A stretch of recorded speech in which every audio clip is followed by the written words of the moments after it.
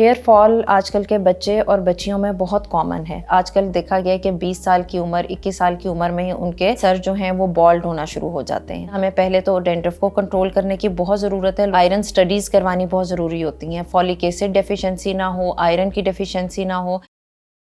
अस्सलाम वालेकुम, मेरा नाम डॉक्टर सलमा नईम है और मैं एक स्किन स्पेशलिस्ट हूँ। आज मैं जिस मसले के बारे में बात करने लगी हूँ वो बालों का गिरना है।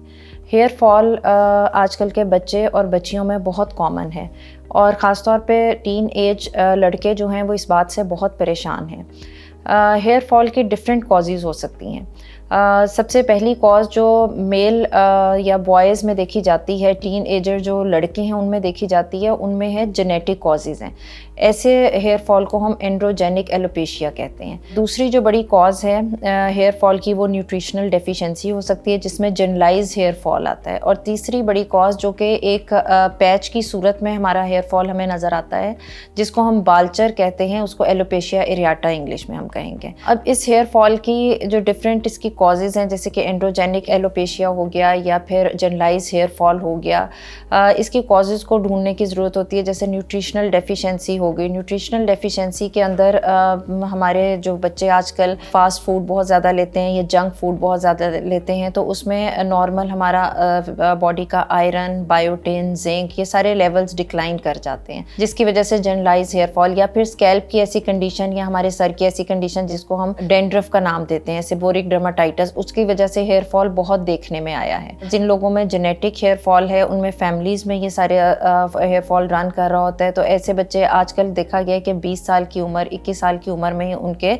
सर जो हैं वो बॉल्ड होना शुरू हो जाते हैं। तो इन सब चीज़ों को रोकने के लिए हमें ये पता होना चाहिए कि बेसिक कॉज क्या है। अगर किसी को एलोपेशिया एरियाटा यानी पैचेस की सूरत में हेयर फॉल आ रहा है तो वो हेयर फॉल तो है ही ऑटो इम्यून है, उसके लिए हम उसको रोक सकते हैं या थोड़ा बहुत कंट्रोल कर सकते हैं, लेकिन उसको ख़त्म नहीं किया जा सकता। बाज़ दफ़ा ये खुद ब खुद ठीक हो जाता है, लेकिन बाज़ दफ़ा हमें इसके लिए बहुत ही एग्रेसिव ट्रीटमेंट्स की तरफ जाना पड़ता है। लेकिन जो हमारा जनरलाइज एंड्रोजेनिक हेयर फॉल को भी एक हद तक हम थोड़े अरसे के लिए डिले कर सकते हैं। हमारे जो मेल्स के अंदर बहुत ज़्यादा हार्मोन होता है जो हेयर फॉल कॉज करता है, वो टेस्टोस्टेरोन हार्मोन है।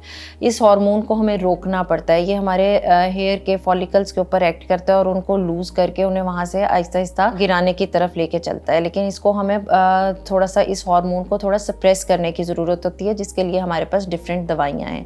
इसी तरह जो जनरलाइज हेयर फॉल है जो किसी न्यूट्रिशनल डेफिशिएंसी की वजह से या सेबोरिक डर्माटाइटिस जिसको हम डैंड्रफ कहते हैं उसकी वजह से हो रहा है, उसके लिए हमें पहले तो डैंड्रफ को कंट्रोल करने की बहुत ज़रूरत है। लोगों को इस बात का नहीं पता होता कि ये जो हमारे सर में खुश्की हो रही है, जो कहते हैं हमारे सर में बहुत ज़्यादा ख़ारिश हो रही है या फिर स्केल्स उतर रहे हैं, इसको ट्रीट करने की बड़ी ज़रूरत है क्योंकि ये हेयर फॉल की बहुत बड़ी कॉज होती है। तो डैंड्रफ को पहले कंट्रोल किया जाए तो आधा हेयर फॉल हम उससे कंट्रोल कर लेंगे।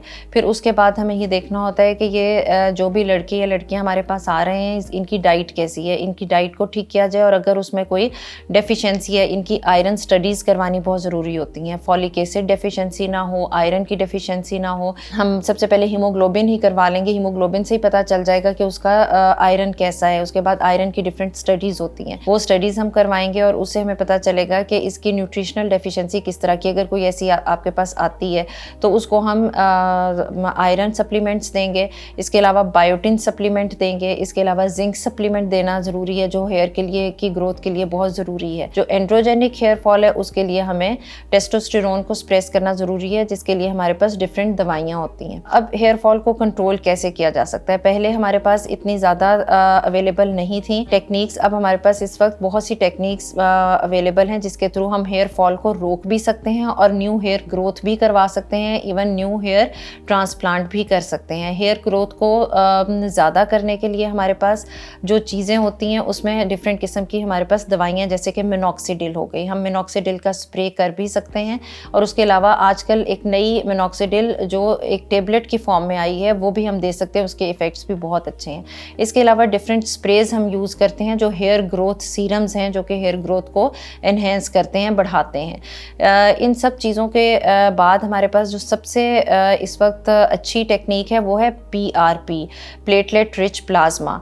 वो हम मरीज़ के अपने ही खून से प्लाज्मा एक्सट्रैक्ट करते हैं और उसको बालों की जड़ों में हम इंजेक्ट करते हैं, जिसकी वजह से एक तो बालों की हेयर फॉल जो है वो बहुत कम हो जाता है। उसके अलावा जो फॉल कर गए हैं बाल वो रिसेंट फॉल हुआ है उनकी ग्रोथ भी दोबारा ठीक हो जाती है। इसके बाद अगर PRP से भी मुमकिन नहीं है हेयर फॉल को ठीक करना, तो आखिरी जो हमारे पास एक टेक्निक रह जाती है वो हेयर ट्रांसप्लांट है। हेयर ट्रांसप्लांट के बहुत अच्छे रिज़ल्ट हैं। जो बच्चे हेयर फॉल से या बालों के गिरने से बहुत ज़्यादा परेशान हैं, उनको हम हेयर ट्रांसप्लांट के थ्रू उनकी इस परेशानी को हम दूर कर सकते हैं।